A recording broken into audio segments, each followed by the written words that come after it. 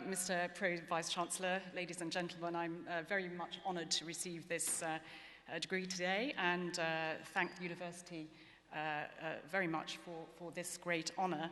I was actually last in this room at my own graduation ceremony in a hot July in 1984. Now, I realise for most of you in this room that 1984 is ancient history to many of you. Most importantly, you probably weren't born at this point, so it doesn't matter. The miners' strike began in that year. It was the last year of £1 notes. BT was privatised in 1984. Or maybe closer to you sitting here, Thomas the Tank Engine was first broadcast, and Ollie Murs and Prince Harry were born. So it was really a long time ago.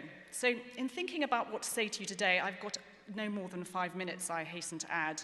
I'm attempting a few observations that might help you shortcut a few things in the future.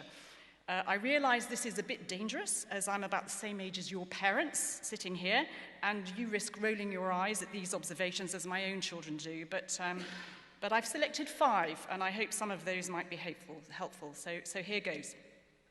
So the first observation, I would say, is that it isn't always possible to tell at age 20, 30, or indeed 40 what a person's trajectory is going to be. So don't think the game is over before it is. The second insight, Bristol University's motto is something roughly translated as learning promotes your power. So the second message, I think, is keep learning and try different things. So you've obviously been on an academic path so far, but do you have the strategic gene? How do you know? Can you manage people? How do you think best? And I think integral to all of this learning is to take some risks. Don't always play safe and self-limit. Failure is a great source of learning, believe me, I can tell you that, as is the road less travelled by. In my view, too much safety is a bit like too much excessive personal hygiene. It wastes a lot of time, it doesn't get you anywhere, so don't do it. I speak to you as a medic.